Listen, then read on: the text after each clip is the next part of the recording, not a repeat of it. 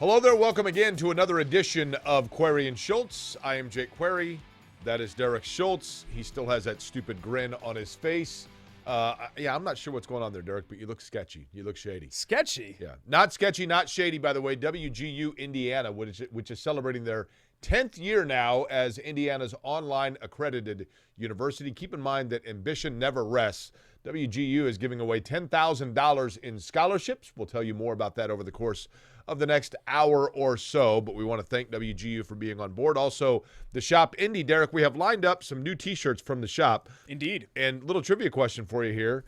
Two of those T-shirts are actually places that I have worked. I know O'Malia is one. That is correct. My very first job. Grocery bagger. O'Malia's Food Market. I worked there at 56th and Emerson. It was a wonderful job. Jim Weghorst was my boss. Is that Turkey Run State Park? That is Turkey Run State Park. Jungle Park, by the way, an old racetrack venue. The remnants of it are in Turkey Run State Park. Did you work in Marshes? I did work at Marsh and Bloomington. Really? Kinzer Pike, buddy. During the college years? During the college Nice. years. I was a cashier. Yep. I used to go over there to the Marshes over there. I might have discounted people on their steaks. Oh, that's great. So statute of limitations is probably run out on that, They're not right? in business anymore. Well, that too, but Maybe still, because of the steak discounts. Crime is crime, Jake, regardless I didn't of say it whether was crime. Marshes is I didn't still say it with was us. crime. So felony Just offered stealing discounts. of We're allowed discounts. I was an employee. groceries. Winners drink milk. Also, Razor Shines. I love the Razor Shines. Yeah, shirt. me too. It's great. Razor All Shines the is fabulous. Indianapolis Indian stuff is fantastic. Lot to talk about here, Derek, and that includes not only the Colts putting themselves, what do you know, here we are right back, first place, AFC South. Really nice win for them over the Titans where it did not look good, and then all of a sudden, once things started clicking for Indianapolis, Katie barred the door, boom, there they went. That was a fine performance. Yeah, for sure. Let's actually kind of pre-apologize for this because you and I were talking about it beforehand. I know that this show is airing on Tuesday. We're taping it right now on Monday. But the Thursday night football game. Why do you tell people what day? It's theater of the mind, Derek. The Thursday night football game. People don't game need to know when we're taping this. Always feels dated by the time we get Paparazzi's to the going to be next outside week. now because they know, when we're taping this.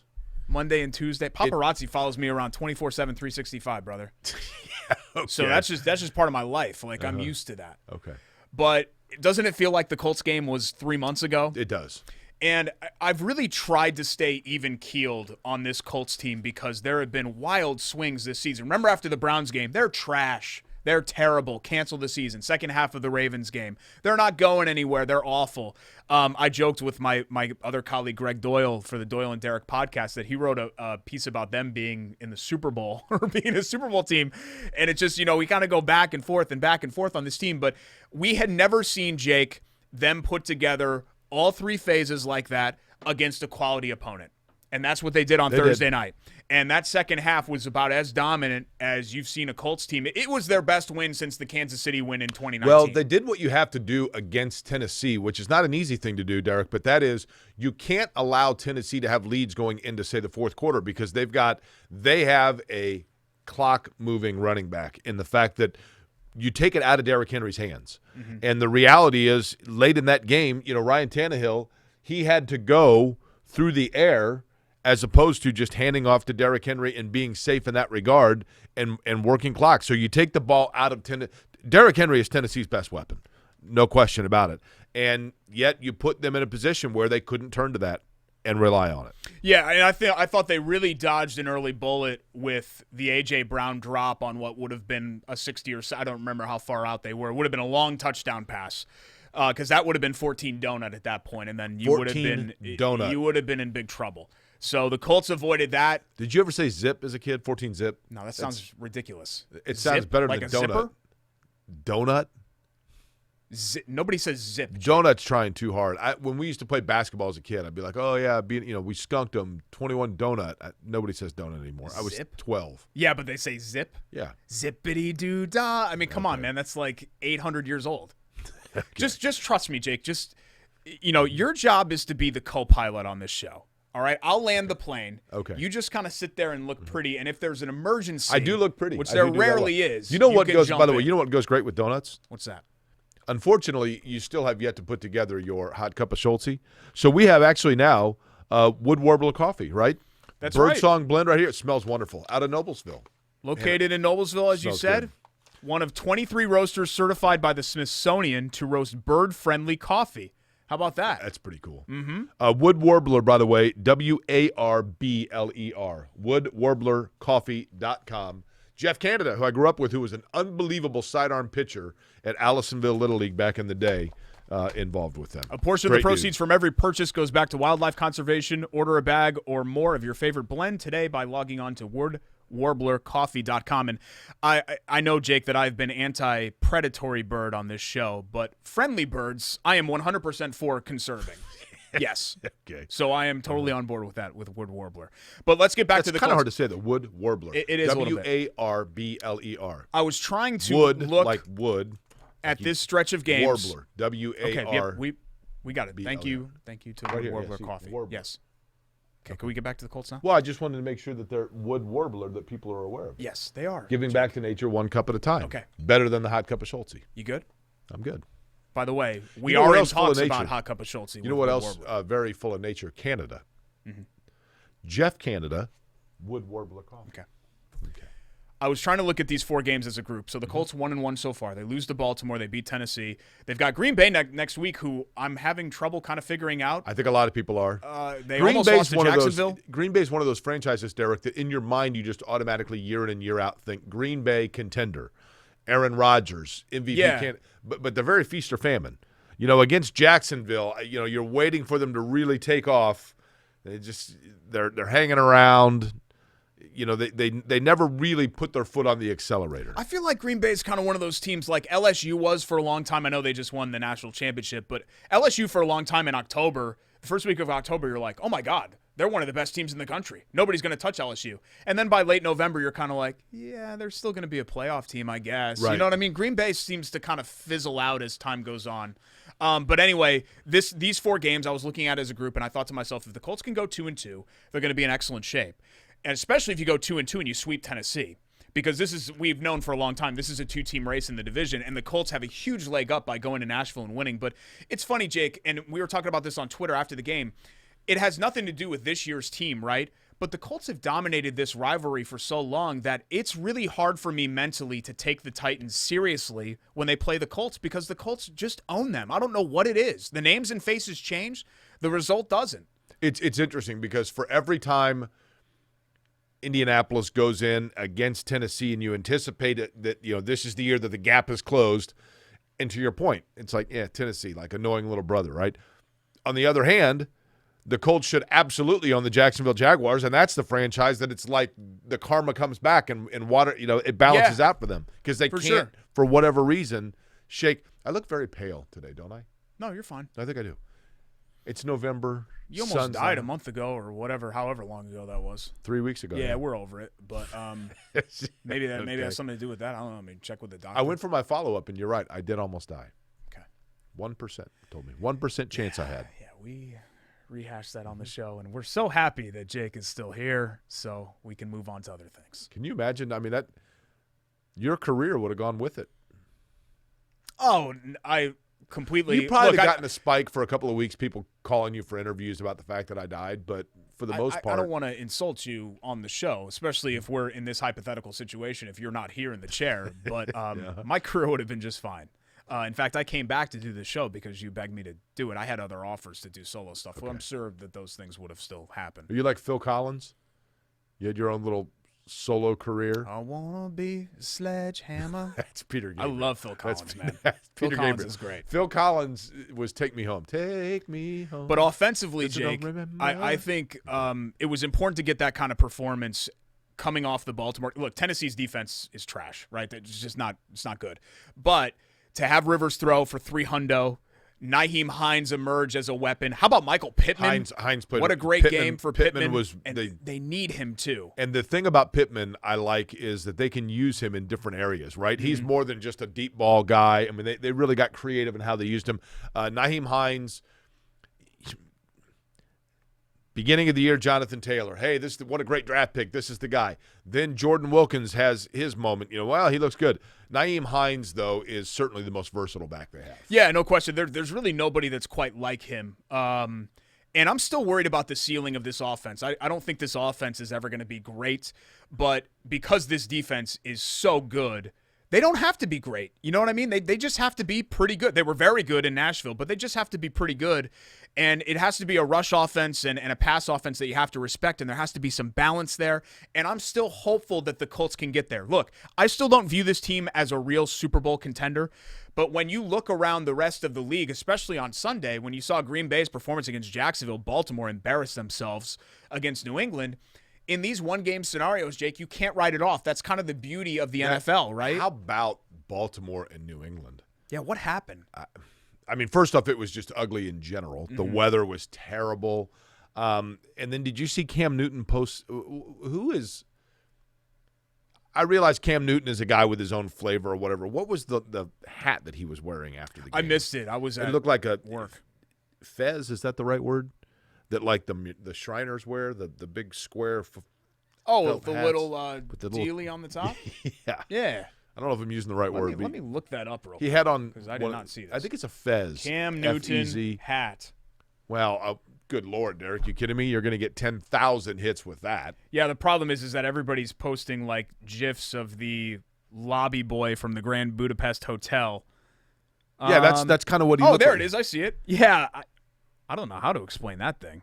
Can you look up the word Fez? Is that a word, or did I make that up? I'm thinking of a Pez dispenser, but I think a Fez is a hat. Am I right, that? Look up I've Fez. never heard the word Fez before outside of, what was it, that 70s show? Wasn't the character named Fez? No, that's Fonzie. No, you're thinking of Happy Days. Nice. Yeah. I never saw that 70s show. Fez hat. F-E-Z. Does it come up? Yeah, it is. Yep, there it is. It's just like the Shriners hat, see? Yeah, see, okay, that's what I thought. Good, that's good what he had call on. there. Yeah, I had thank you. no idea. I He never had heard on of an that. olive Fez. I had no idea what those hats were called. What else jumped out at you this week in the NFL? Like I said, some of those results, particularly the Jaguars playing so close with the Packers. How about that finish? And I don't want to ruin our love that play, but it's pretty obvious what our love that play is going to be. How about that finish in the Arizona-Buffalo game? Was incredible. How about the Cardinals? What a great story they've been. And you called them as a surprise team. I was going through our archive because I was putting up our old shows on YouTube and our podcast over the weekend. And you brought up Arizona as a surprise team in week 3.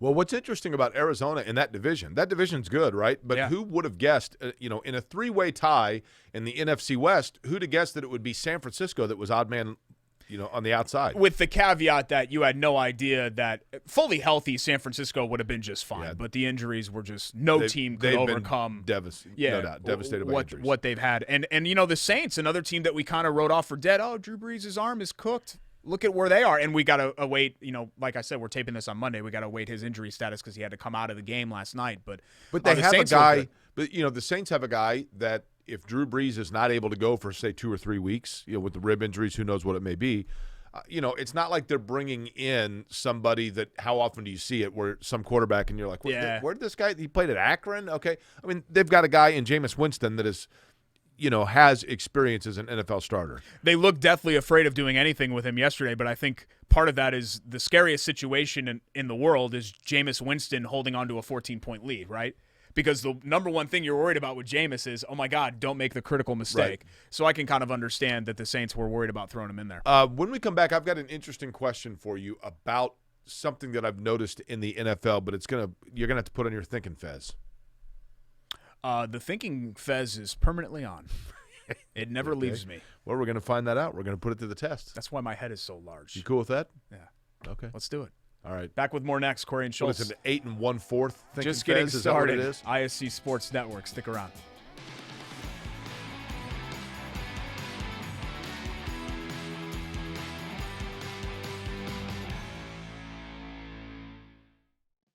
Dairy farmers provide us with safe, pure foods for our tables. A responsibility that takes intuition, resolve, and determination to make sure their milk is good for you and delicious to taste. Their connection with our community runs deep, passed down through the generations, ensuring that milk is always available at your store. It's not easy being a dairy farmer, but the rewards have special meaning when you can feed Indiana's families every single day. Learn more at winnersdrinkmilk.com. We're a different breed, aren't we? While others rest, we choose to work. Where others are content, we stay hungry. They may not see us coming, but we know exactly where we're going. You won't rest until you succeed. Neither will we. I'm Ryan Newman, and since I started with Indiana Donor Network and Driven to Save Lives, I found out that some people think that they can't be an organ donor. The truth is, anyone can sign up to be an organ donor. Anyone? Anyone? Are you sure? Yeah, I'm sure. Anyone can sign up to be an organ donor. So don't count yourself out because somebody's counting on you. Go to driventosavelives.org and sign up today.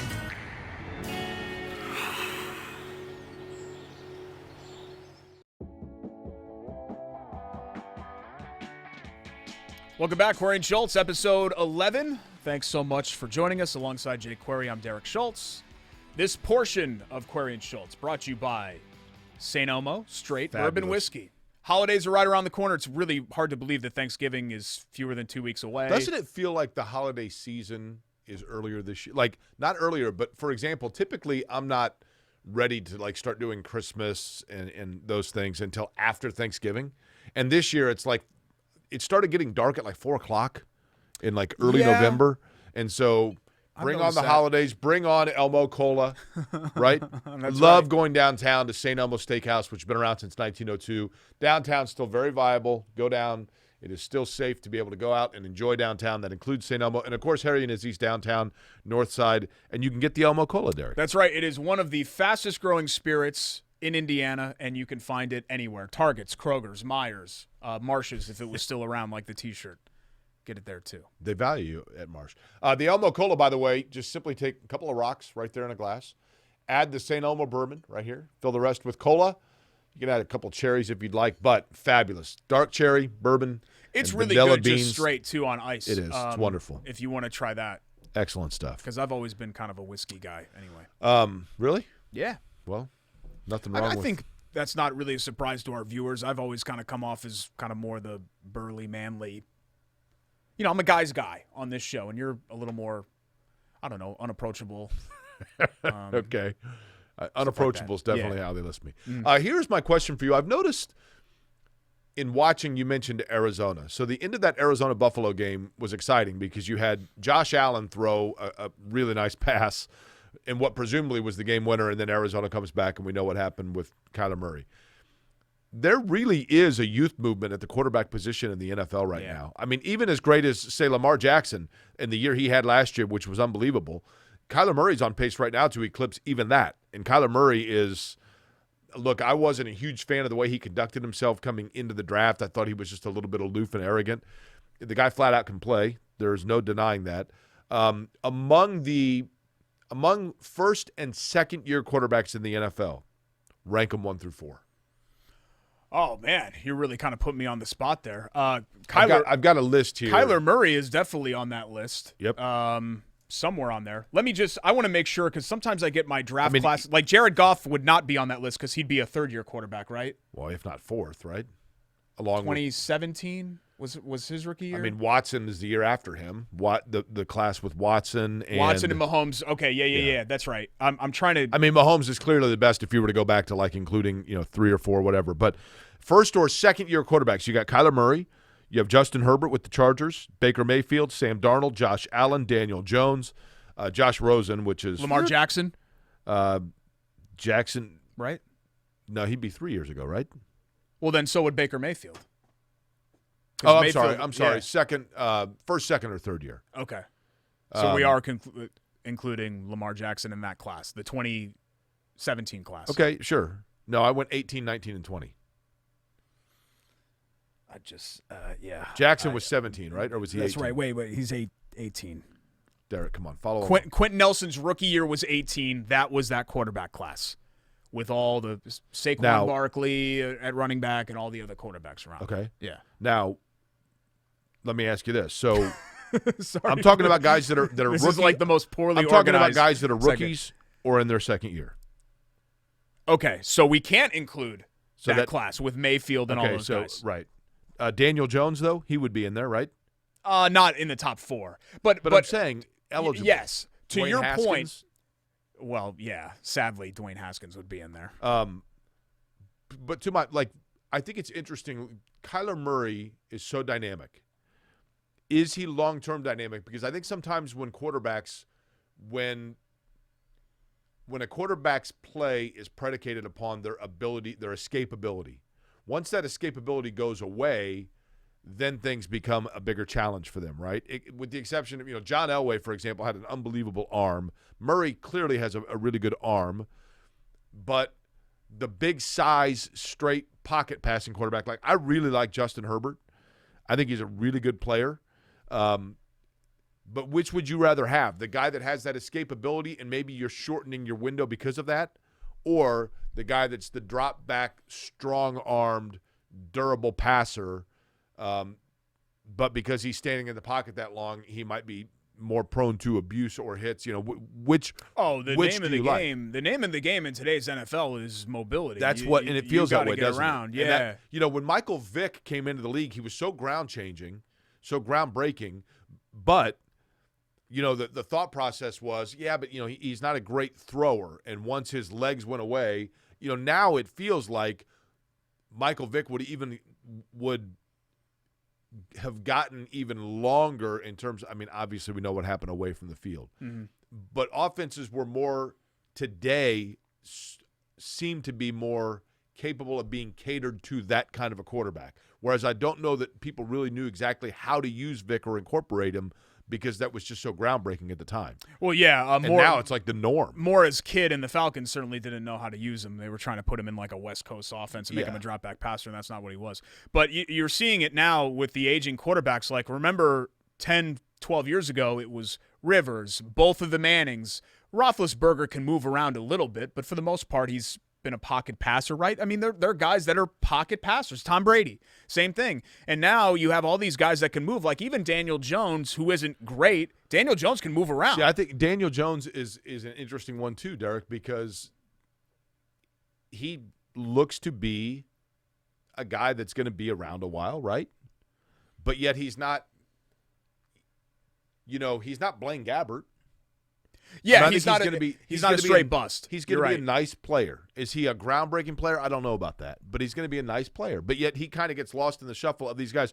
My point being, there is kind of a youth movement. You don't realize it, but it's like, wow, there are some good young quarterbacks in the NFL. Yeah, now the Colts have to go out there and find one. You don't think they have it? Jacob Eason's not the guy? I don't think so. I think their hope for Jacob Eason was that he could be a cheap, competent backup quarterback for them. It's the flyer. That's exactly what they're doing. They're taking a flyer. If it works out and he becomes a competent quarterback that they could rely on as a QB2, great. If not, you don't think he's going to get an opportunity to show that he's the guy? Oh, I think they'll give him an opportunity. I don't think that they view him as that. The Colts have really thrown a lot of cold water on Jacob Eason and any expectations for him throughout this process. Now it's still very early and things could change, I guess. But throwing cold water, I've never heard that phrase. Yeah, you throw cold water on it because it's hot. Kind of like I think it comes from the fact that something's on fire and you're like, whoa, wait a minute here, throw cold water on it. I don't think if something's on fire, you're really worried about the temperature of the water you're throwing on it. Something's on fire. If I light something on fire right here and you got a pot of boiling water, you're not going to get other water. If you go to Planet Fitness and run for whatever and you get all kind of hot and bothered, throw some cold water on you just to cool you down, like calm down a little bit. Don't go to Planet Fitness. You just had major heart surgery. I did 4 miles yesterday. Okay, great. I don't remember asking, but thank you. You just mentioned it. Thank you for letting me know. Okay. I appreciate that. We got 2 other big topics to talk about. What did you want to start with? Did you want to start with the Oladipo stuff, or did you want to go right into IU and just college football weekend in general? Let's go with college football because it's amazing to me that Indiana is a top 10 football team right now. And they've got, I think, inarguably, at least in their modern history, the biggest game in the program's history coming up here on Saturday with Ohio State. And I was second biggest. Shocked it's the first biggest. No. Well, third. Of my lifetime, it's the second biggest. It's the first biggest. No, it's not. That game that you're talking about did not have any national implications. Sure it did. This game does. Disagree. I'll tell you why you're wrong when we come back. Okay. I know that you're nostalgic because what happened in 1987 is the greatest thing to ever happen for all topics. But okay, well, I will back. We will talk about that. I will back up my stance on it with facts. Okay, so you'll have facts to back up your wrong stance when we come back. It's Corey and Schultz, ISC Sports Network.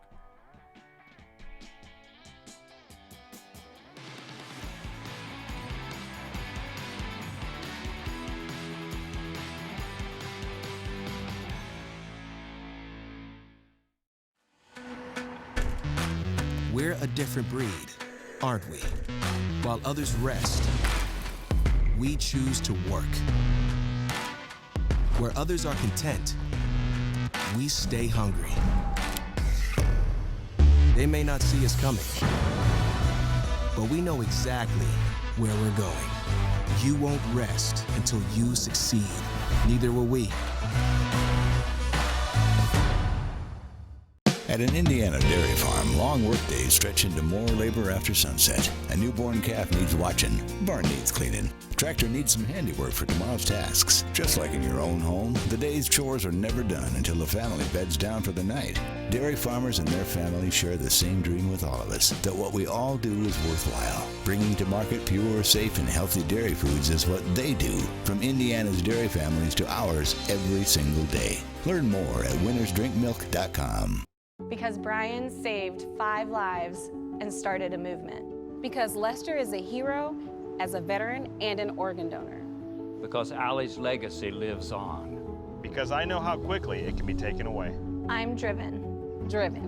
I am driven to save lives. I'm driven to save lives. Are you? More than 4 million Hoosiers have teamed up with Indiana Donor Network to save lives. Sign up to become an organ donor at driven2savelives.org. Format of the program, we would be coming back with music from Pearl Jam's 10, because 10 is a key number for this segment of the program. For example, we're talking about the fact that WGU Indiana is now celebrating 10 years in existence as Indiana's affordable and accredited online university. WGU, where ambition never rests, where you can get your continued education and complete a number of different degrees. You can find out all about their $10,000 scholarship. That is correct. They're giving away a $10,000 in scholarships because of their 10th year in existence. WGU, it's indiana.wgu.edu/10x10. That's 10 by 10. Go to their website, simply wgu.indiana.edu is where you can find all of the information. Absolutely fantastic. Appreciate WGU being on board with us. And Derek, 10 is also an important number because Indiana now ranked inside the top 10 in college football. Over the weekend, I was watching games, and when ABC shows that board, the top 10, and here's what they're doing, it's like, It's wait, surreal. What? Yeah. I think Indiana is really good. I think Michael Penix is playing at a very high level. They have great defensive backs. They're getting great play at the receiver position. Indiana is a very good football team. Do not get me wrong. However, I am curious, and I guess we're going to find out against Ohio State, where I don't think they're going to get blown out of the building. I think Ohio State, it's going to be like years past. I remember when, I can't remember what boxing match was getting ready to take place, and I said, this is what this Indiana-Ohio State game upcoming, this was a couple years ago, is going to look like the boxing match. I think it was when McGregor and Mayweather fought were each fighting. other. Yeah.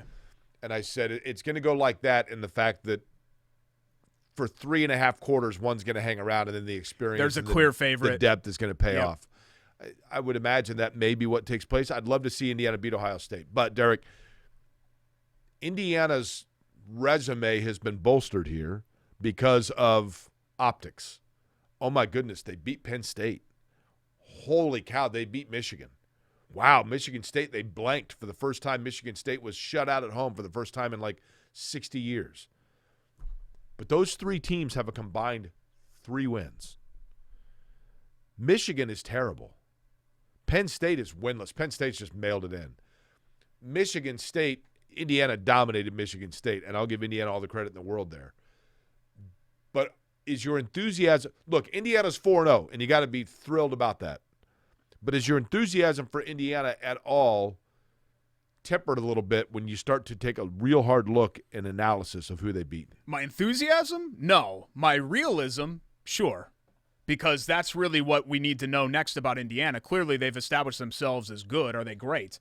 And looking at their track record, we still don't know if they're great because the teams that we thought were really good that they were playing don't look that good. This year's just so unique, right? I mean, is. There's no home field advantage for people. This is what I'll say, Jake. It's not Indiana's fault that the Big Ten stinks, and clearly the Big Ten stinks this year. Michigan State Indiana didn't even play well. They were super sloppy, and they still dominated that game. Yeah. You never felt like there was ever a time where they were going to lose that game. Maybe the first drive when they turned it over. Maybe you thought, oh, okay. Michigan, the same thing. They completely outplayed Michigan. That game was never closer than double digits once Indiana took a double-digit lead. So, yes, the Penn State game was skin of their teeth, but This Penn State coffee smells wonderful, was doesn't it? It does. But Penn State was in a different spot, I think, mentally during that game than they have been. I think you're right that they quit. It doesn't zap my enthusiasm, though, Jake, because they haven't been 4-0 since 1987. They've never beaten these three programs in the same season. And, again, as long as you're taking care of business with who's on your schedule, who cares? I mean, this is kind of what we went through in 2019 where Indiana was having this great season and everybody's saying, well, who'd you beat? You're not beating any name programs. You got to beat who's on the schedule. Who cares? Indiana's a punchline. Indiana football is the worst major college football program in history, so it's incredible what they've been able to do. Now, their game upcoming at Ohio State in the Horseshoe. Yeah, biggest in their modern history. It is not. It's a huge game. But because of the fact that Indiana is this is week 5. And I get this is a condensed season. Yep. Okay? But the biggest game, the winner of this game, do they automatically go to the college football playoff? No, but they're still alive for that. They're still alive for national championship. In 1987, in November, Indiana went to Michigan State, the second to last game of the year, and the winner went to the Rose Bowl. The Rose Bowl bid was on the line.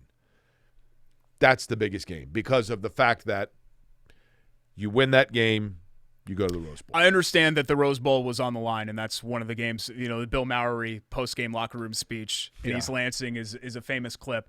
But Michigan State had 2 losses and a tie, I think, at that point. It was a weird year in the Big Ten. They were ranked like 11th and 13th. Yeah, it was a weird year in the Big Ten where Ohio State was way down, Michigan wasn't great, and I don't think anybody else was really good in the league. I think Iowa was decent. Yeah, Iowa, that would have been Hayden Fry and those teams. Yeah, so they were a pretty good program then. But this game, Jake, technically, and it's hard to mentally process because Indiana has been Indiana for so long, this game has national championship level implications. It does. Like, do I think Indiana's a national champion? No, but it does technically, given the fact that if they win it, they're going to be in the top 5 and be in the driver's seat for the college football playoff. Let me throw you a hypothetical here. Strictly hypothetical. Ohio State or Indiana, either one, in the next couple of days has COVID cases pop up. The Big Ten, as we know, cancels games. They don't postpone them, they cancel them. So the Indiana-Ohio State game is canceled because of the coronavirus. Now, Indiana, how do you determine a champion? Indiana has played more games than Ohio State, right? Hasn't Ohio State already had a game canceled? They had this past week, didn't they? They didn't play. So Indiana, this game gets canceled because of COVID. Indiana doesn't play Ohio State and then goes on and wins out, including going to the Big Ten championship game and playing most likely Northwestern, maybe Wisconsin. Does Indiana go to the college football playoff over Ohio State because they have more wins in the Big Ten and they're the Big Ten champion? Yeah, I think an undefeated Big Ten champion goes to the college football playoff. That's the way that I've always felt. So Indiana goes into the college football playoff as the 4. Alabama's the 1. What happens when when Indiana plays Alabama?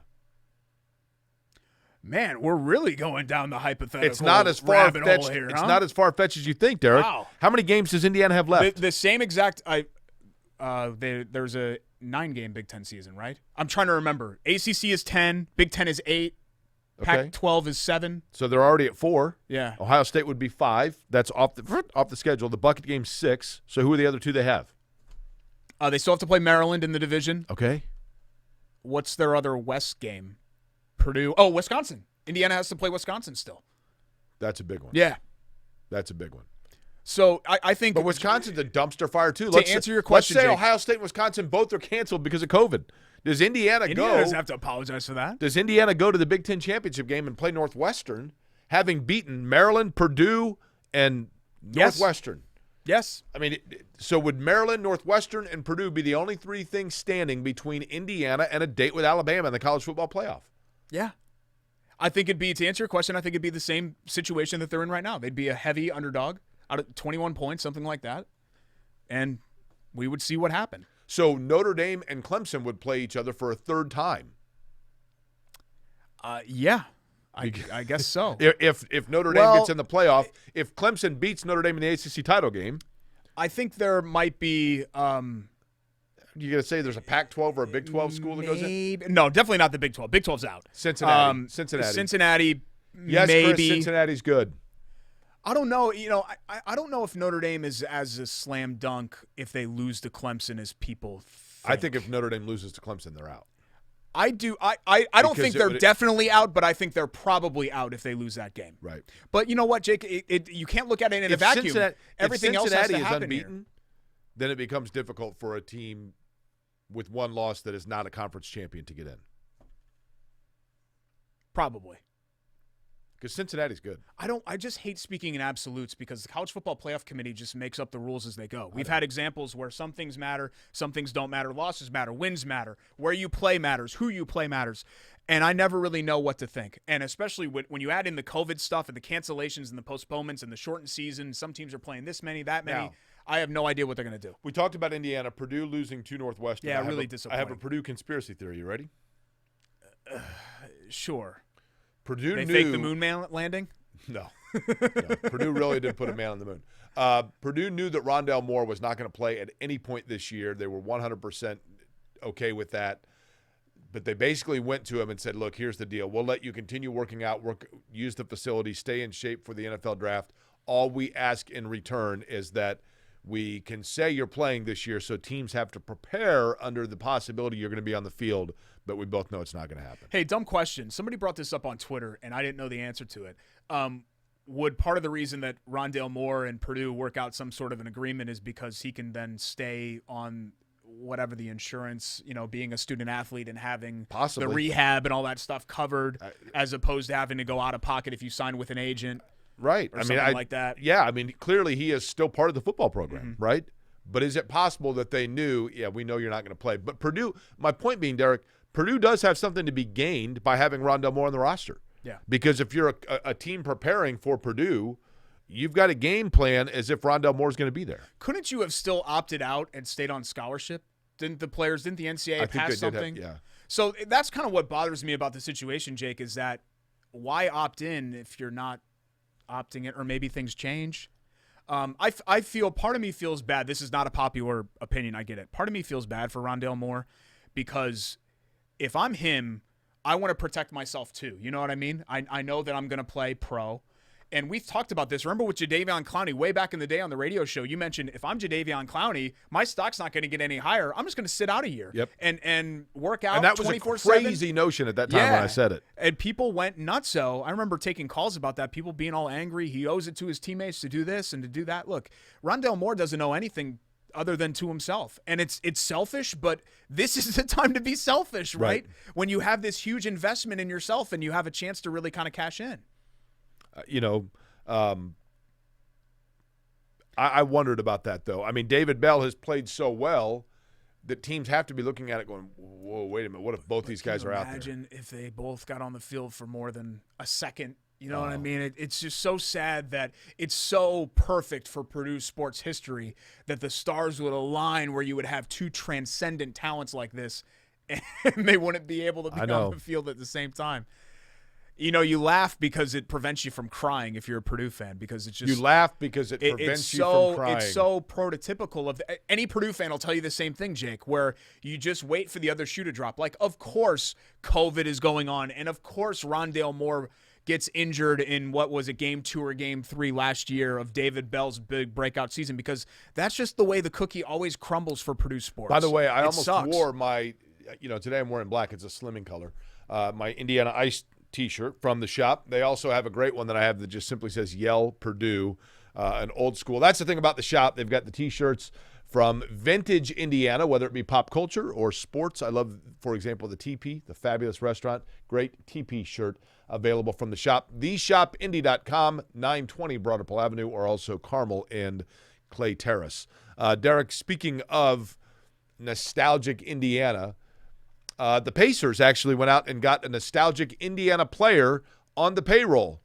The question is it going to be the only former Hoosier that they're paying next season? That's the big question mark. Yeah, right? and we will address that question when we come back. That was a killer tease. Yeah, thank you. Like, That's what I really want to see what we talk about next. I'm going to okay. stick around right here on Okay. ISC Sports Network.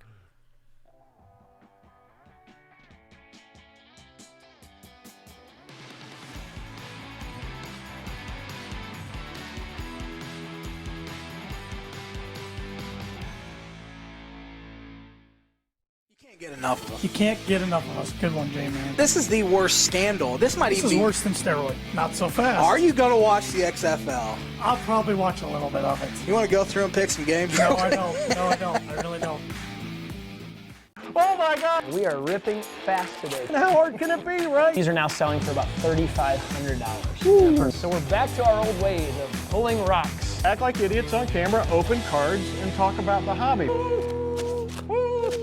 Indiana dairy farmers provide us with safe, pure foods for our tables. A responsibility that takes intuition, resolve, and determination to make sure their milk is good for you and delicious to taste. Their connection with our community runs deep, passed down through the generations, ensuring that milk is always available at your store. It's not easy being a dairy farmer, but the rewards have special meaning when you can feed Indiana's families every single day. Learn more at winnersdrinkmilk.com. We're a different breed, aren't we? While others rest, we choose to work. Where others are content, we stay hungry. They may not see us coming, but we know exactly where we're going. You won't rest until you succeed. Neither will we.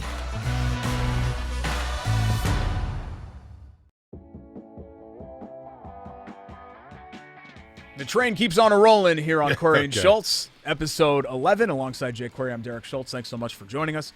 This portion of the show brought to you by our friends at Indiana Donor Network. Jake, did you know that anyone can be an organ donation person? There is no age restriction to That's become right. a donor. And there are more than 1,300 Hoosiers that are waiting for a life-saving transplant, and they have to rely on people to donate their organs, and it's the most selfless thing that you can do. We saw what happened with the late, great Brian Clausen in the wake of a tragedy and able to donate his organs and save several lives. So you can go to check them out, Indiana Donor Network, at driven2, the number 2, savelives.org to help them save lives.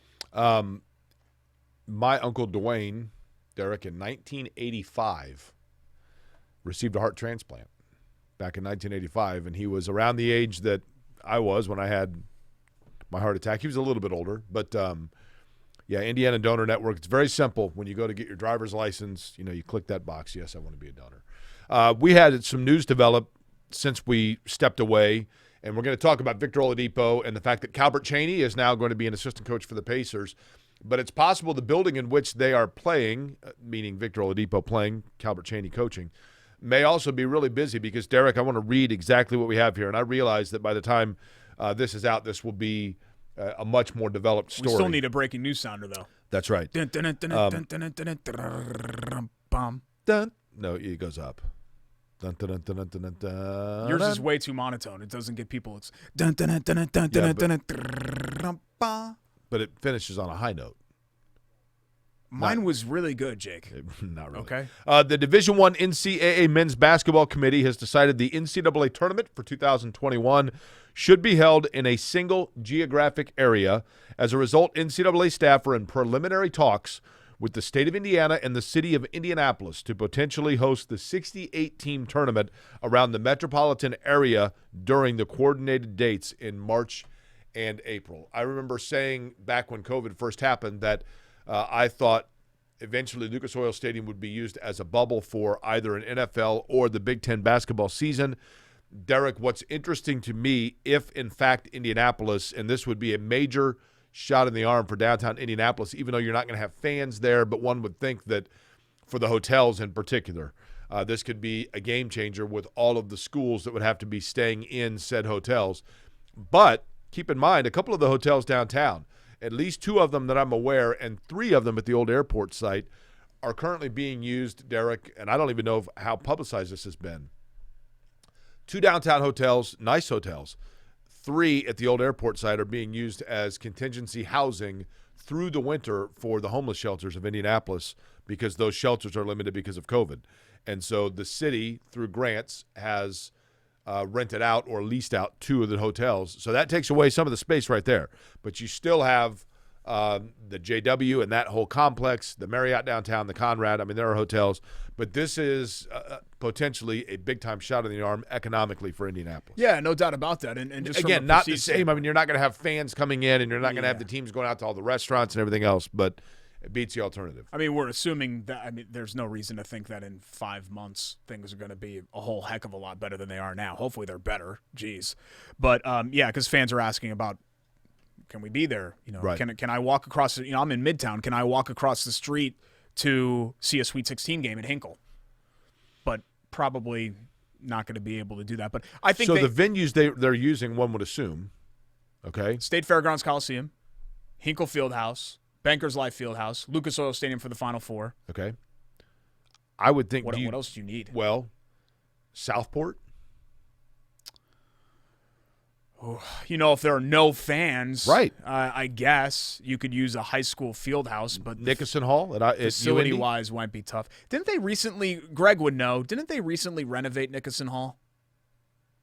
Because that's an older building. It's cool. I thought they recently gave it's that like a little Newcastle. bit of a it's sunk facelift. in. It's But a cool I might place. be wrong. I might be mixing that up with something else. But you know, if you have no fans, you just have to accommodate basically the television angles. I mean, would it be that outlandish? It's not that far to suggest that Assembly Hall or Mackey Arena host a first or second round series of games where you put teams in pods. Terre Haute. I mean, can you go that far away? You know, Holman Center's big capacity-wise. Well, you don't need again. To You're space not talking everything fans, out. Yeah, right. to space everything out. But it's a little dated, Holman Center. Interesting stuff, though. It's a little retro. They did renovate Holman Center. Oh, they did? Okay, because we were in there in 2016. They have renovated since then. Okay, and the seats kind of look like stepping into 1983. Yeah, they've renovated since then. You got us lost going back from Holman Center. The I've Pacers, lived in Indiana all my life. The Pacers and Victor Oladipo, Derek, your thoughts? You don't even want to talk about that, the fact that we got lost. Oh, it was great. It was wonderful. We were in Cloverdale somehow. A lot of queries. I have no idea how that happened. Look, I am so tired, and I can't be the only person that feels this way. I'm so tired of talking about Victor Oladipo. I'm so beyond over it. And my stance hasn't changed. It's time for the Pacers to move on. He's waffled on this publicly and privately. There's an awful lot of smoke for there not to be fire, and I'm done with it. If he wants to go, that's fine. I have no problem with him wanting to go. I don't think you could handle this any more poorly than he's handled it. It's been just completely butchered by he and his team and the people around him. It's way worse to me than the Paul George situation. I think he's drawing a lot more criticism than even Paul George did, because this is what I would compare it to, Jake. Paul George was like the hot girlfriend or hot boyfriend, significant other that you had that broke up with you, and it hurt, right? But you know, whatever, you were together for 6 months and you never felt like she or he were fully committed, right? If Victor Oladipo does this and it goes to this inevitable conclusion where he's gone, it's like getting left at the altar. You had the ring. You already paid for the honeymoon.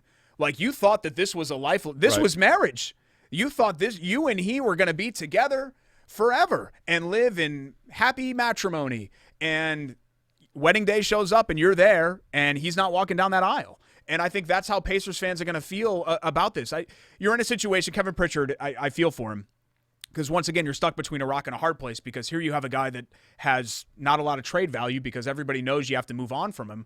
But I think at this point, Jake, just to avoid the headache, you got to move on to something else. Let me tell you, Derek, and reiterate what I said about Victor Oladipo a couple of years ago. And it was difficult because Victor Oladipo is a beloved player that played collegiately in Indiana for a great Indiana team. And I understand.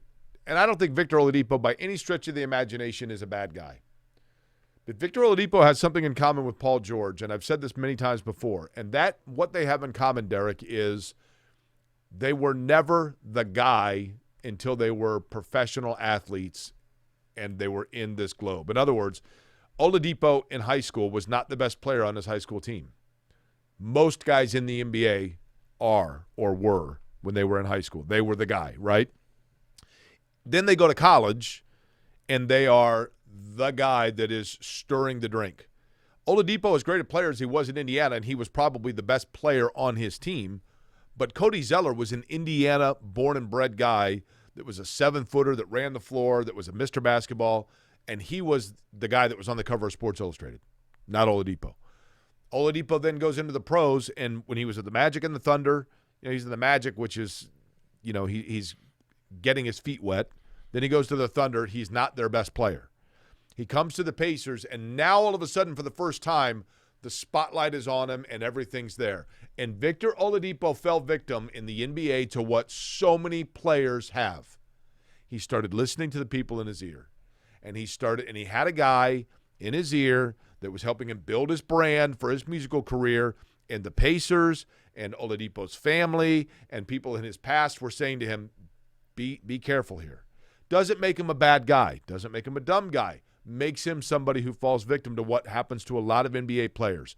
And the rift with Victor Oladipo and his teammates and his franchise began not when he went on The Masked Singer, not last year, but after his injury when the Pacers went into the playoffs against the Boston Celtics, and all of a sudden they were like, Oladipo still hasn't come back. He's rehabbing in Miami. He's listening to his guy that's helping him put out his album. Where is he? And he was supposed to come back and be on the bench with his teammates during their home games against the Boston Celtics in the first round of the NBA playoffs, and he missed his flight. That was when the very first wedge began of what's going on with this guy. And it just has not gotten any better ever since. And it's amazing how, you and I were both there. It was right after we got laid off to Oladipo's return game in late January. Doesn't that feel like 100 years ago? It does. Because it was pre-COVID. And hail our conquering hero, right? There was a standing ovation. He hits the game-winning shot, and you just thought to yourself, everything's going to be okay. He's back, and everything's fine. It's just amazing to me, Jake, that it is spiraled out of control like this in less than a year, in 10 months or whatever. So, question is, what can they get for him? Yeah, not much. And the draft is this week, so if you did make a move and you traded in this draft, this is not a draft class that's regarded as being anything. People are very, very lukewarm and tepid on this entire draft class, but I think you have to just get what you can get because Oladipo, the difference between Oladipo and George is that George, you still felt like had the potential to be a top 10 NBA player, and he was. I mean, 2 years ago he finished third in the MVP voting. He was an elite player last year, not so much. Oladipo is not that. And his ceiling isn't even that. I mean, Oladipo's ceiling, you hope that he could be a strong number 2 on a contending team. I don't know that we know, Derek, whether or not with Victor Oladipo, the year where he was so good with Indiana, was that the anomaly? Was he in a zone for 6 months? We were even talking about that pre-injury, that is this sustainable? Is Oladipo an all-NBA and all-defensive team type player year in and year out? And I think there was a lot of skepticism that he was. Now, post-injury and with everything that he's gone through, I don't think he'll ever be that player again, Jake. Right. I don't. Okay. Yeah. We have awards to get to? We do. We have all of our segments to get to, in fact. Love That Play, which we'll come back with. Also, the American Dairy Association Indiana, Winners Drink Milk Winner of the Week, and our friends at the shop with Buy It or Bull Bleep, which you all come to know and love. Okay. Plenty to get to still as we continue on ISC Sports Network. It's Query and Schultz.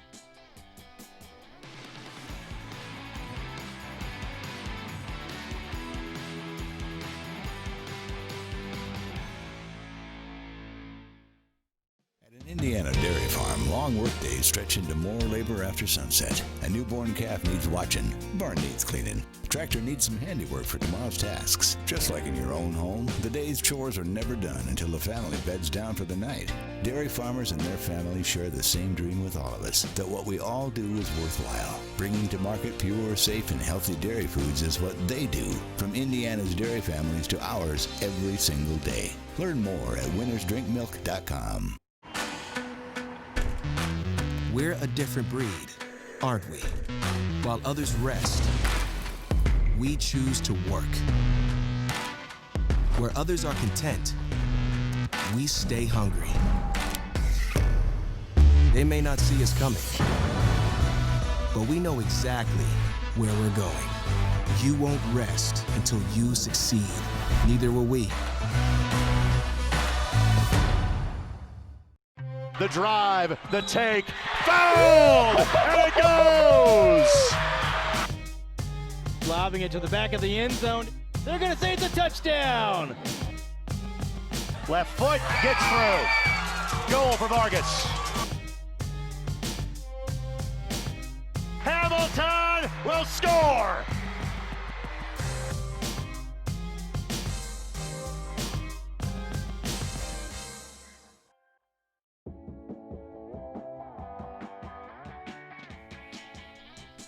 It's Query and Schultz. Thanks so much for joining us.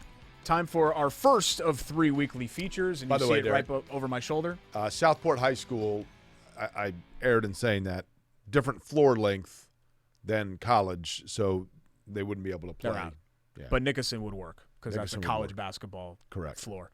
Love HVAC, Jake. You're good friends with Chris and John Love. They've been in business for Great guys. 100 years. Their dad, Phil, as well. Love-HVAC.com. Elmer, his Chris was dad. like, I don't know what a hundo means. It's like, dude, it means 100. It's just a hip way of saying 100. No.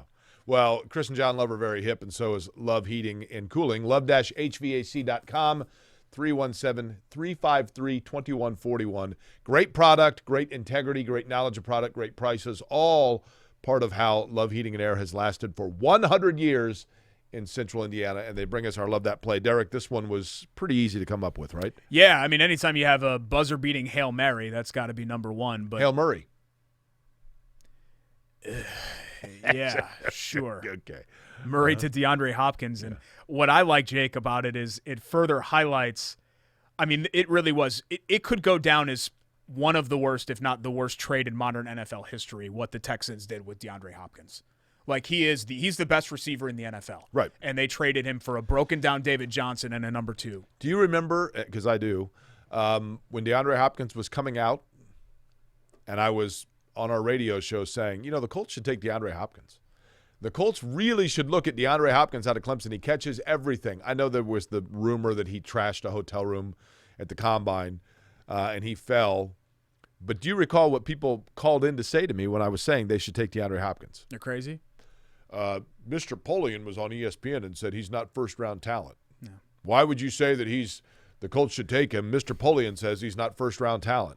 Okay. They took Bjorn Werner instead. He was on the clock, right? But to be fair, Jake, I mean, you said Taj Boyd was going to be a franchise quarterback. I never said that. I think sometimes with Never Clemson said that. players, Never said you that. know what I mean? I did say Dwayne Allen would become people's favorite player. Yep. And you did said say that he would be the next Kellen Winslow. I never said that. Canton bound. I remember Dwayne Never Dwayne said Allen that. had a game where he caught a touchdown. But I did. I mean, DeAndre Hopkins I was very high on. C.J. Spiller, you player. said was the next Walter Payton, I remember.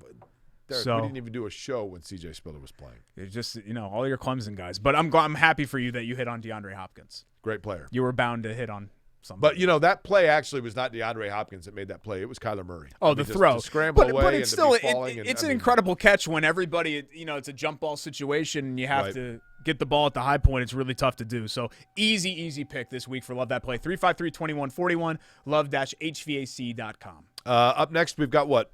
Some more awards to give away? Yeah, we're going to do our Winners Drink Milk, winner of the week, and then our friends at the Shop Indy with Biter I know who Bowl I've got for that. And a housekeeping note, and also I think people like to get updated on my life.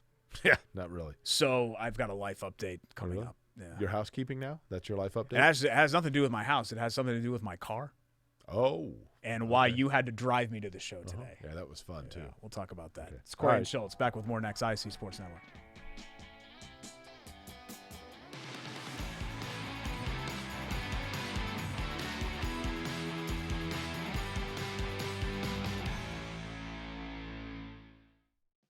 Dairy farmers provide us with safe, pure foods for our tables. A responsibility that takes intuition, resolve, and determination to make sure their milk is good for you and delicious to taste. Their connection with our community runs deep, passed down through the generations, ensuring that milk is always available at your store. It's not easy being a dairy farmer, but the rewards have special meaning when you can feed Indiana's families every single day. Learn more at winnersdrinkmilk.com. We're a different breed, aren't we? While others rest, we choose to work. Where others are content, we stay hungry. They may not see us coming, but we know exactly where we're going. You won't rest until you succeed. Neither will we. I'm Ryan Newman, and since I started with Indiana Donor Network and Driven to Save Lives, I found out that some people think that they can't be an organ donor. The truth is, anyone can sign up to be an organ donor. Anyone? Anyone? Are you sure? Yeah, I'm sure. Anyone can sign up to be an organ donor. So don't count yourself out because somebody's counting on you. Go to driventosavelives.org and sign up today.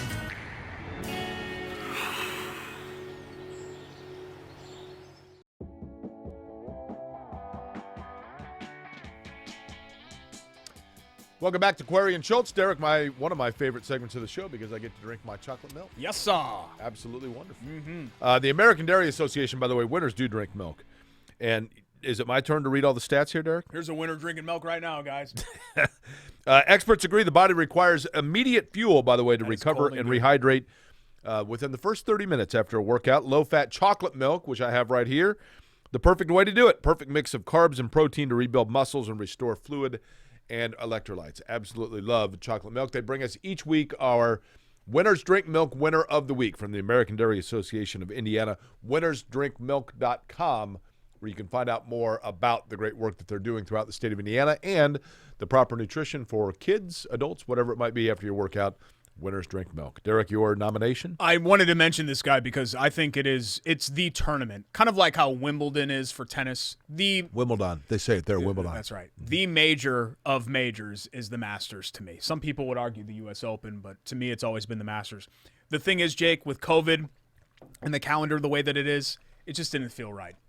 The Masters has to be in the spring with the flowers, and it's the first time where you're feeling like you're thawing out and it's going to be okay. It's not going to be 25 degrees and sleeting all year long. Right.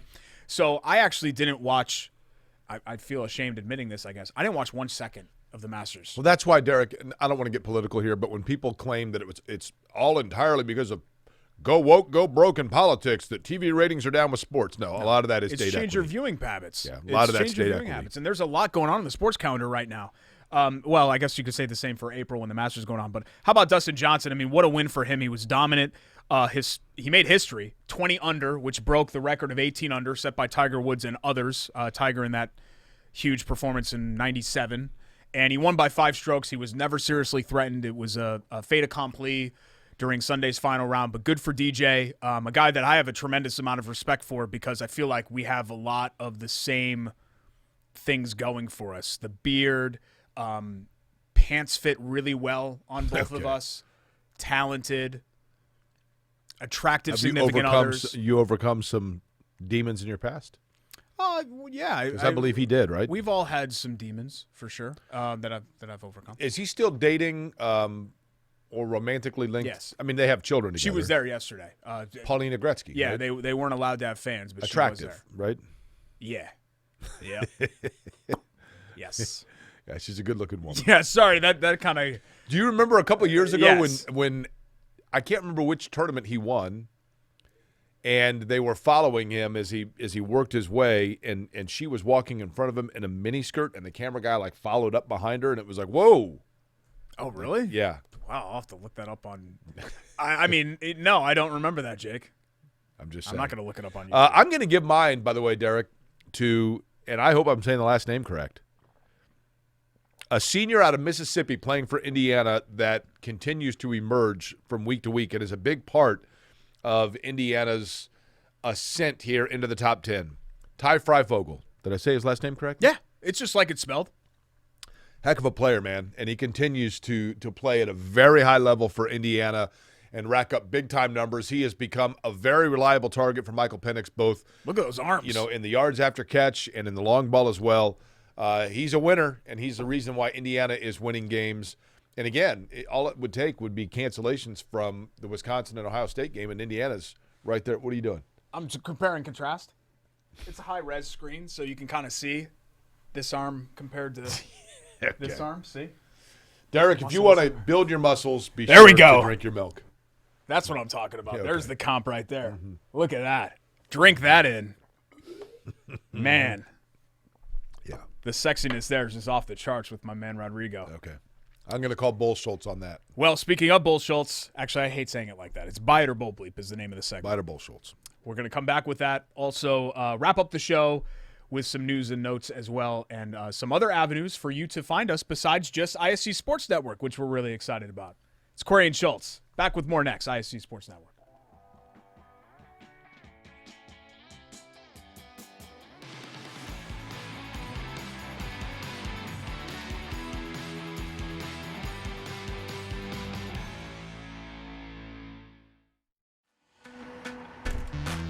We're a different breed, aren't we? While others rest, we choose to work. Where others are content, we stay hungry. They may not see us coming, but we know exactly where we're going. You won't rest until you succeed. Neither will we. Indiana dairy farmers provide us with safe, pure foods for our tables. A responsibility that takes intuition, resolve, and determination to make sure their milk is good for you and delicious to taste. Their connection with our community runs deep, passed down through the generations, ensuring that milk is always available at your store. It's not easy being a dairy farmer, but the rewards have special meaning when you can feed Indiana's families every single day. Learn more at winnersdrinkmilk.com. I'm Ryan Newman, and since I started with Indiana Donor Network and Driven to Save Lives, I found out that some people think that they can't be an organ donor. The truth is, anyone can sign up to be an organ donor. Anyone? Anyone? Are you sure? Yeah, I'm sure. Anyone can sign up to be an organ donor. So don't count yourself out because somebody's counting on you. Go to driventosavelives.org and sign up today.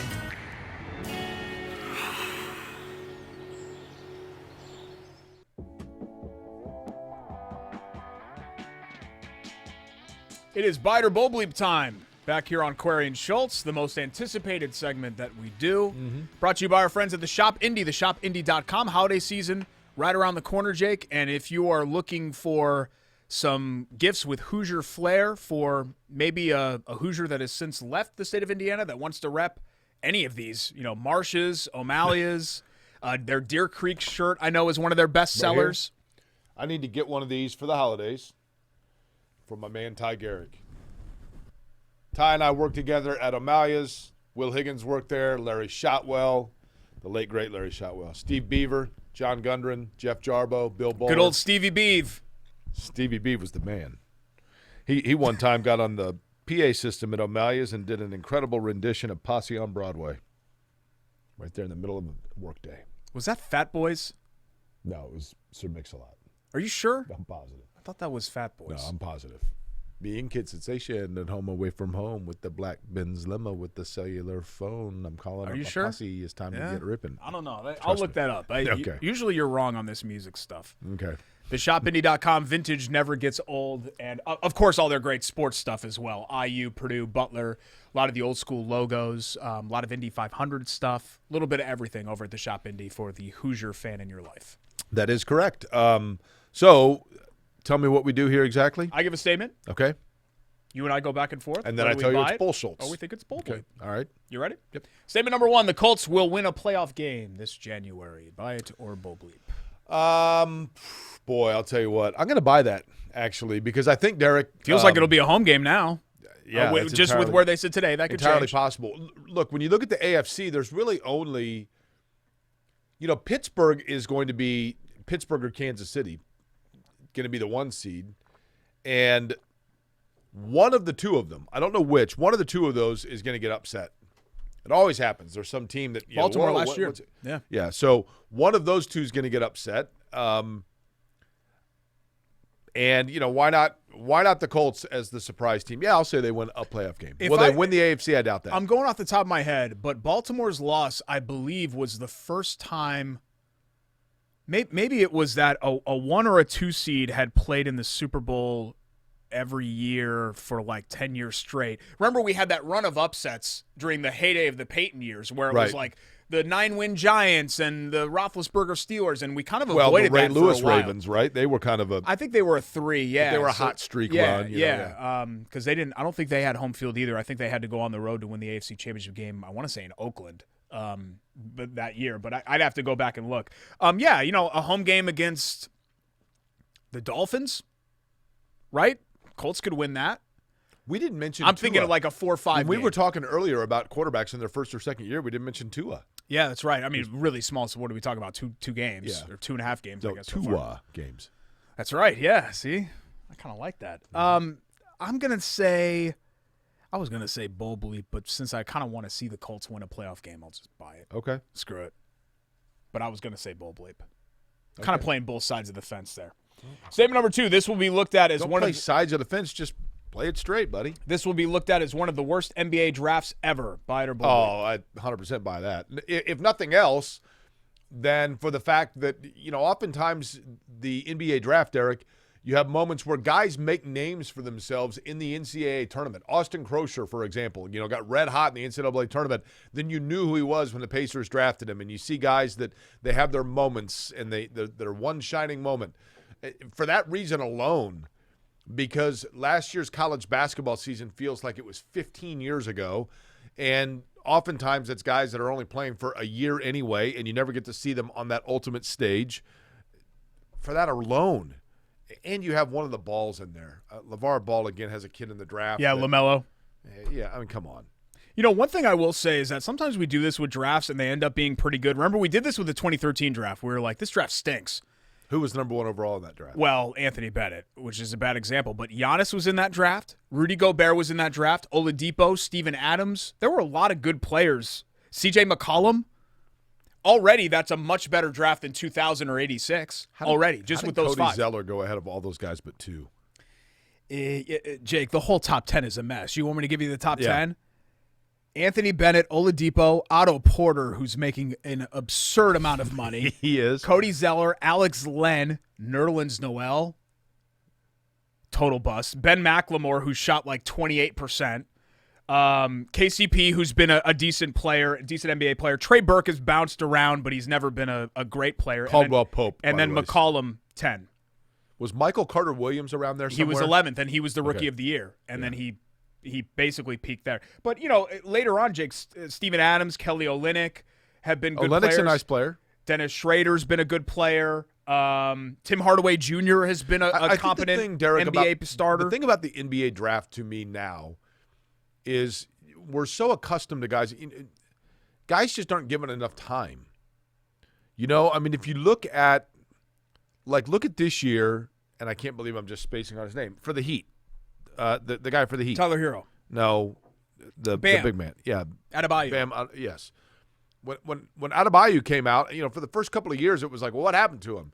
And he's groomed into becoming a centerpiece a very important piece of the Miami Heat, and he's a very, very good player.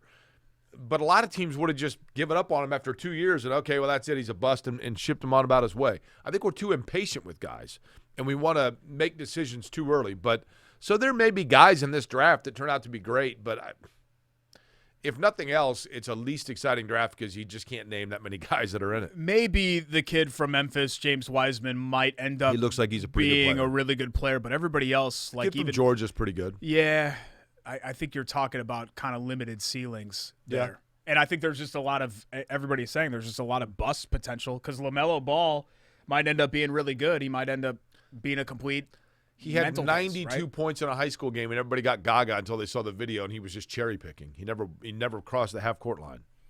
I actually didn't put down a third statement. I think I forgot. Bite or bowl bleep's usually 3, so I only had 2. Okay. Do you want me to give you one? Yeah. Why don't you do one? Bite or bowl Schultz. This is so weird for you to contribute something to the show. It's so rare. Bite or bowl Schultz. At the time when the NCAA tournament feasibly could be hosted in the city of Indianapolis, Victor Oladipo during that time will still be a Pacer. Good. Bowl bleep, because that'll be after the trade deadline too, I'm assuming, even though the NBA might have to adjust their calendar. I don't know if they've announced the trade deadline or not. I know that they're going to start games around Christmas. No, I don't think he's going to be here. I really don't. Look at this wonderful picture from the shop, including their framed poster on the wall of Detlef Schrempf. Yeah, that's in their Broad Ripple store. And Edgerrin James. And Edge. Oh, my Anklin. You'll have to tell that story someday, maybe when we have enough time. I'll tell it right now. Well, NBA... what about you first, Oladipo, bite or bowl bleep? Pacer in March. I think he'll be here. Okay. We'll see. NBA game on Sega. My buddies and I were playing it in college in 1994. My buddy Mike Hillary was playing as the Sonics, I think, with Detlef Schrempf. And anyway, in the game, it had like a player could get injured. And Detlef Schrempf got injured, and my buddy Mike Hillary said, as he was playing it, and Detlef Schrempf got injured, he said out loud, "Och, mein Enkelin." And we thought it was the funniest thing ever. And from then on, anytime Detlef Schrempf's name was mentioned, Hillary would say, "Och, mein Enkelin." And we had Detlef Schrempf on the show, Derek. He was a regular guest of our show when we were doing the radio show, and he couldn't be a nicer guy. And so then finally I asked him if he could say, "Och, mein Enkelin," and he said it. He did. He was a good sport. Yeah, he was cool. He liked me, not so much you, but he was a good sport. You know, Detlef Schrempf was one of those guys that kind of started this new era of NBA player. At that time, to have somebody that tall that could handle the way that he did and play multiple positions, he was a little bit of a unicorn, and now everybody does that. Yeah. I mean, that's the expectation, because if you're only one position, then you're not going to make it. I remember, though, when the Pacers traded him for Derek McKee, and it was like, this is the worst trade ever. Oh, yeah. McKee was a great player, man. Because Schrempf, he was a really nice piece for them. McKee was the perfect fit for Indiana, but Schrempf was the better player and continued to be the better player. It was one of those weird win-win trades, right? Because Schrempf did exactly what the Sonics needed him to do, and I think he was later in Portland maybe. And then Derek McKee fit perfectly into a role with this Pacers McKee team. was a really nice piece. Yep. What are we doing next, Dennis? We've got some housekeeping to get to. Oh, yeah, you mentioned – we're done on breaks, right? Sorry, this is the second week in a row that I've done this where I've been asking if we're done on breaks. Yeah, get to your housekeeping. Jake and I had an awesome – Try tidying up the show while you're at it. Jake and I had an awesome carpool, which I want to tell you about up here. But the show is now available via podcast, and the show archive available on YouTube.com. Getting this ready for a drive back. So it was always available on ISCSportsNetwork.com. But now you can go to our Query and Schultz channel, youtube.com/Query and Schultz, or find it on the YouTube app and see all past episodes and podcasts on Spreaker, Spotify, iHeart, iTunes, Google Podcasts, Stitcher, basically any platform. If there's a podcast platform out there that you want to listen to, that you listen to podcasts on, and our show is not on it, tell me. Derek at QueryandSchultz.com. Email me, and I'll put it on there. Spreaker's a root beer, right? They make a wonderful root beer, and they've got a IBC. No, Spreaker, and they've got a crow as their mascot. Never heard of it. Matter of fact, you know what he drinks besides Spreaker? He loves himself some wood warbler coffee. Yeah. I'm gonna go in there, get myself a latte. It smells wonderful. Jake had to drive me today because I think unfortunately the Hyundai might be donezo. Think so? I have a 14-year-old Hyundai. That only has 160K, 1,000 miles on it, and it's run really well, but everything on it breaks all the time. Like door handles, and I can't adjust the volume on the radio, and I haven't had a front driver's side door handle for a month, and I can't tell you how much that's impacted my life because I have to go into the back door and climb over and throw open the front door. And it's a bad look at like the grocery store. I get weird stares when I have to do that. And the battery, I let my son sometimes play in there, and I'll go in there with him, and he turns on the turn signals and all the lights. Plays in the car? Yeah. While it's off, while the keys are not in the ignition. Where are the keys? But he turns in, I have them in my pocket usually, but he turns on all the lights, and it zapped the battery, and the battery's gone. So I had to tow it to Ty's Automotive. Mm-hmm. And Ty's a good guy? Yeah, had them replace it, but I think I'm just going to trade it in and get a Civic. But I just hate... You know me, I'm so cheap. I hate spending money. I normally make fun of you, Derek, but acquiring a car payment is not fun. Yeah, well, I just buy it outright, but still I have to, put down a nice chunk of change to get a used Honda that's 4 or 5 years old, even it's going to run me a decent amount of money. Fair enough. But luckily, I mean, just my brand power with the podcast and brand the TV show. Power. And Jeff Bezos, I mean, thank you to Mr. Bezos for filling my coffers. It's Bezos, is it every not? week. It's Bezos, right? I think it's Bezos. I think I would know. Okay. I think I would know. I've worked there long enough to know. What's their stock up to?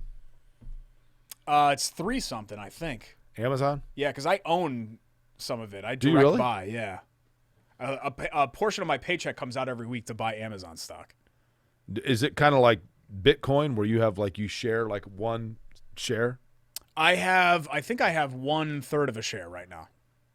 God, $3,113. Yeah, I was going to say share. it's $3,000 something. Yeah, crazy. Yeah, it's a lot of money. Well, part of that is me working there. I mean, it's only gone up since I started.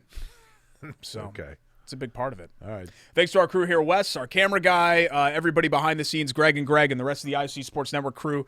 Again, YouTube, podcast, ISCSportsNetwork.com, and all of that information, if you're confused, QueryandSchultz.com is where you can find it. Thank you to the shop. Thank you to Love Heating and Air. Thank you to, of course, WGU Indiana. Thank you to St. Elmo's Steakhouse, Indiana American Dairy Association, Winners Drink Milk, and our friends at Wood Warbler Coffee. That's Jeff right. Canada and the boys. We will see you guys next week. Indiana Donor Network as well.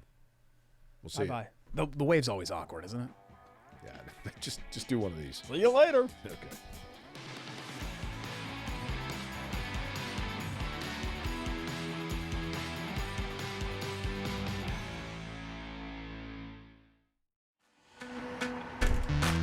We're a different breed, aren't we?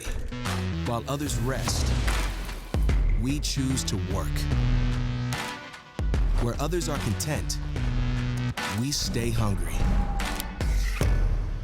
They may not see us coming, but we know exactly where we're going. You won't rest until you succeed. Neither will we. You're watching Query and Schultz on the ISC Sports Network.